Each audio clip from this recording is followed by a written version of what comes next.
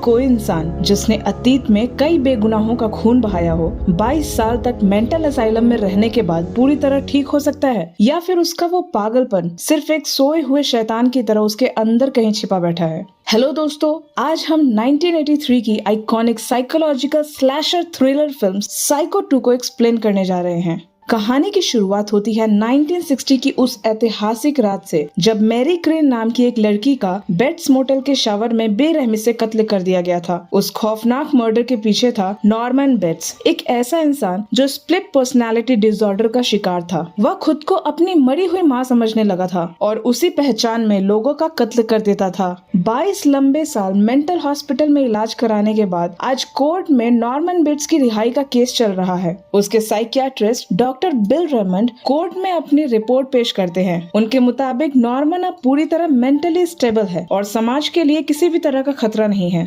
जज जैसे ही उसकी रिहाई का ऑर्डर देने वाले होते हैं, तभी कोर्ट रूम में एक औरत गुस्से से खड़ी हो उठती है जिसका नाम था लीला लूमीस, जो मैरी क्रेन की बहन थी। वह चिल्लाते हुए कहती है कि अदालत एक खूनी को आजाद कर रही है और नॉर्मन बाहर आते ही फिर से किसी का मर्डर करेगा। लेकिन कानून की नजर में नॉर्मन अब पूरी तरह नॉर्मल घोषित हो चुका है, इसीलिए अदालत उसे रिहा कर देती है। डॉक्टर रेमंड नॉर्मन को वापस उसके पुराने बेट्स मोटेल और उसके सामने बने डरावने विक्टोरियन हाउस तक छोड़ देते हैं। इतने साल बाद अपने घर को देखकर नॉर्मन के चेहरे पर डर साफ दिखाई देता है। जैसे ही वह सीढ़ियां चढ़कर अंदर जाता है, उसकी नजर ऊपर वाली खिड़की पर खड़े एक साए पर पड़ती है। वह घबरा जाता है, लेकिन जब ऊपर पहुंचता है तब वहां कोई नहीं होता। तभी उसे एक पुराना नोट मिलता है जिस पर लिखा होता है, नॉर्मन, खाना खुद बना लेना, लव मदर। यह पढ़ते ही नॉर्मन के चेहरे का रंग उड़ जाता है। अगले ही पल उसके कानों में उसकी माँ की डरावनी आवाज गूंजने लगती है, मानो वो आज भी जिंदा हो और उसे फिर से अपने कब्जे में लेने के लिए लौट आई हो।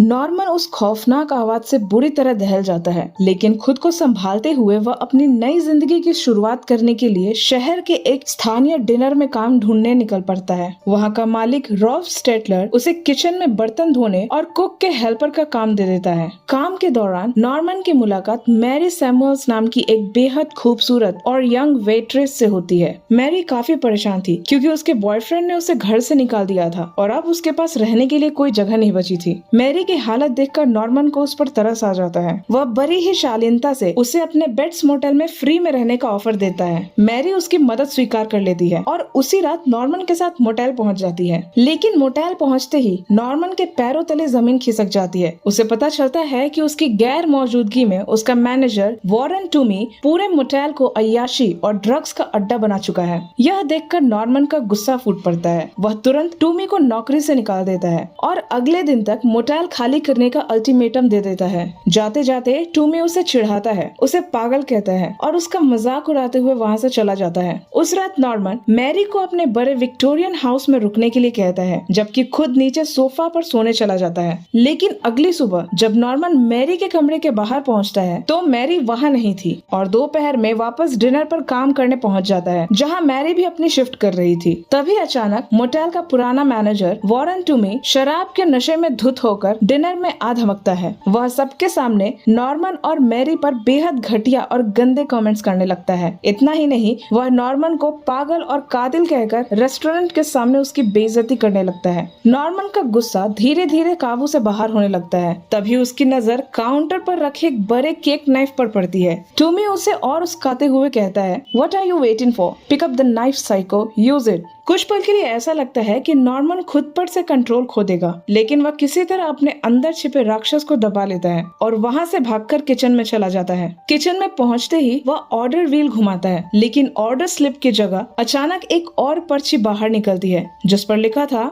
Don't let that tramp into my house, murder। यह पढ़ते ही नॉर्मन के होश उड़ जाते हैं। वह जोर से चीख पड़ता है और घबराहट में उसका हाथ उबलते हुए तेल में जा गिरता है। रेस्टोरेंट में मौजूद सभी लोग उसे हैरानी और डर से घूरने लगते हैं। नॉर्मन वहाँ से भागकर सीधे अपने घर लौट आता है। उसकी हालत देखकर मैरी को चिंता होने लगती है। उसी रात वह उसका हाल जानने के लिए और उसकी देखभाल करने बेट्स मोटेल पहुँच जाती है। रात में जब मैरी ऊपर वाले बाथरूम में नहाने जाती है और शावर ऑन करती है, तभी दीवार में बने एक गुप्त पी होल से कोई उसे लगातार देख रहा होता है। उस अंधेरे छेद के पीछे दिखाई देती है एक खौफनाक आंख जो बिना पलक झपकाए सिर्फ मैरी को घूरे जा रही थी। उसी रात मोटेल के एक कमरे में वॉरेन टूमी शराब पीते हुए अपना सामान पैक कर रहा था। तभी अचानक उसके पीछे एक साया आकर खड़ा हो जाता है। वह एक बूढ़ी औरत थी, काले कपड़े में लिपटी हुई, और उसके हाथ में वही बड़ा ब्रेड नाइफ था। इससे पहले कि टूमी कुछ समझ पाता या मदद के लिए चीखता, वह रहस्यमय साया पूरी ताकत से चाकू उसके गर्दन में घोंप देता है। खून का फव्वारा फूट पड़ता है और टूमी वहीं तड़प तड़प कर हमेशा के लिए दम तोड़ देता है।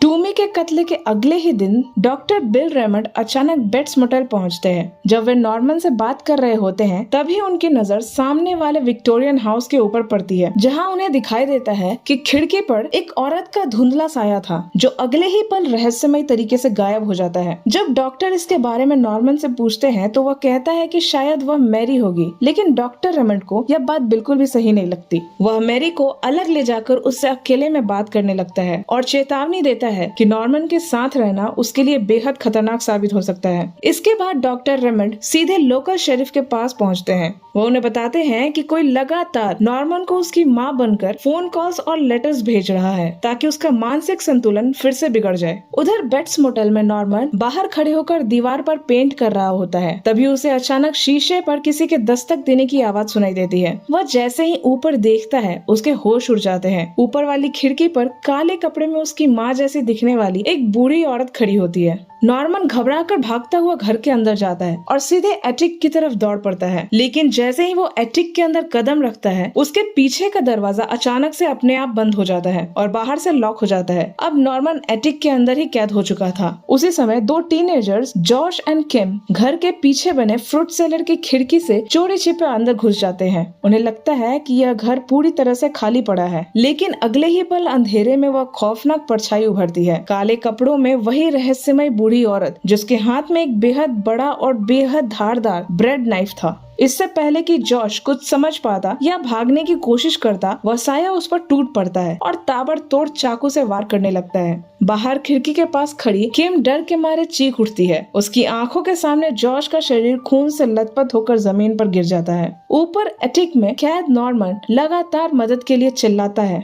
लेकिन नीचे एक और खौफनाक कत्ल हो चुका था। किम भागती हुई सीधे पुलिस के पास पहुंचती है और पूरी घटना का रिपोर्ट दर्ज कराती है। शेरिफ चेम्बर्स अपनी टीम के साथ तुरंत बेट्स मोटेल और फ्रूट सेलर की तलाशी लेते हैं, लेकिन हैरानी की बात यह थी कि फ्रूट सेलर में कत्ल का कोई नामो निशान नहीं मिलता। कमरा बिल्कुल साफ था, मानो वहाँ कभी कुछ हुआ ही ना हो। शेरिफ को लगता है कि किम ने शायद ड्रग्स के नशे में यह पूरी कहानी बना दी है।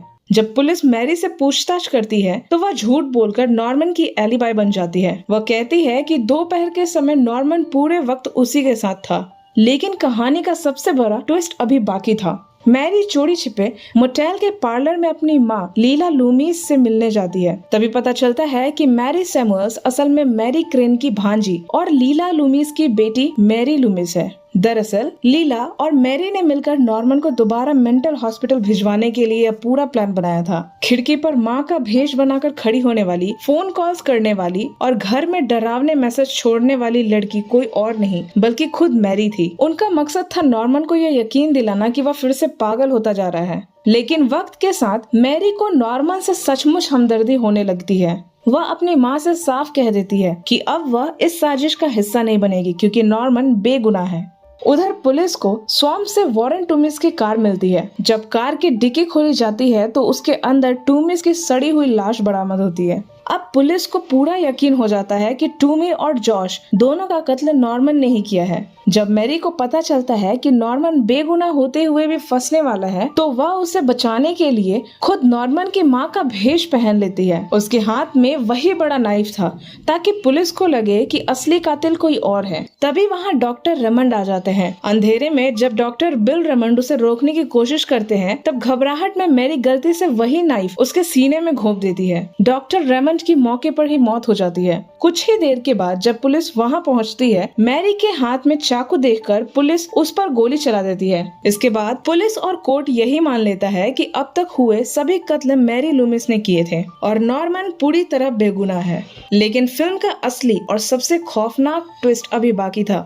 उसी रात डिनर की कैशियर मिसेस पुल नॉर्मन के घर आती है और एक ऐसा राज खोलती है जिसे सुनकर किसी के भी होश उड़ जाएंगे। वो बताती है कि वही नॉर्मन की असली सगी माँ है, जबकि जिसे नॉर्मन अपनी माँ नॉर्मा बेट समझता है वह दरअसल उसकी मौसी थी। इतना ही नहीं, टूमी, जॉश और लीला लोमिस, इन तीनों का कत्ल भी किसी और ने नहीं बल्कि खुद मिसेस पुल ने किया था, ताकि अपने बेटे नॉर्मन को हर खतरे से बचा सके। यह सच सुनने के बाद नॉर्मन कुछ पल बिल्कुल शांत खड़ा रहता है, लेकिन जैसे ही मिसेस पुल चाय का एक घूंट पीती है, नॉर्मन पीछे से कोल शॉवेल उठाता है और पूरी ताकत से उसके सिर पर दे मारता है और एक ही बार में मिसेस पुल की मौत हो जाती है। इसके बाद नॉर्मन बड़े ही प्यार से उसकी लाश को उठाकर बेडरूम के खिड़की के पास रखी कुर्सी पर बिठा देता है और फिर से अपनी माँ की आवाज में उससे बात करने लगता है। यानी नॉर्मन बेट्स एक बार फिर पूरी तरह अपनी माँ के व्यक्तित्व के कब्जे में आ चुका था और उसी के साथ बेट्स मोटेल का चमकता हुआ वैकेंसी साइन एक बार फिर से जल उठता है।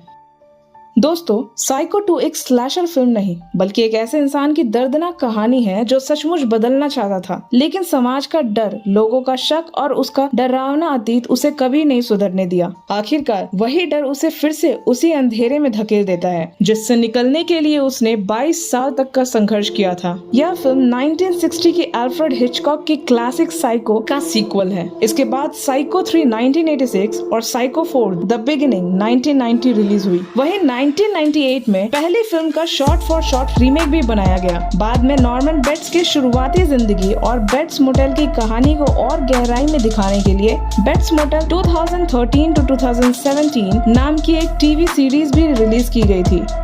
तो दोस्तों, साइको 2 की यह खौफनाक कहानी यही खत्म होती है। अगर आपको मेरा एक्सप्लेनेशन पसंद आया हो तो वीडियो को लाइक करें, चैनल पर नए हो तो सब्सक्राइब करना ना भूलें और बेल आइकन को जरूर दबाएं ताकि ऐसे ही शानदार मूवी की कहानियां आप तक सबसे पहले पहुंचे। अपनी राय कमेंट सेक्शन में जरूर लिखिए। इसी के साथ मिलते हैं अगली वीडियो में, तब तक के लिए टाटा। और हाँ, अपने आसपास की हर आवाज पर भरोसा मत कीजिए, क्योंकि कभी कभी डर सिर्फ दरवाजे के बाहर नहीं, हमारे अपने दिमाग के अंदर भी छिपा होता है।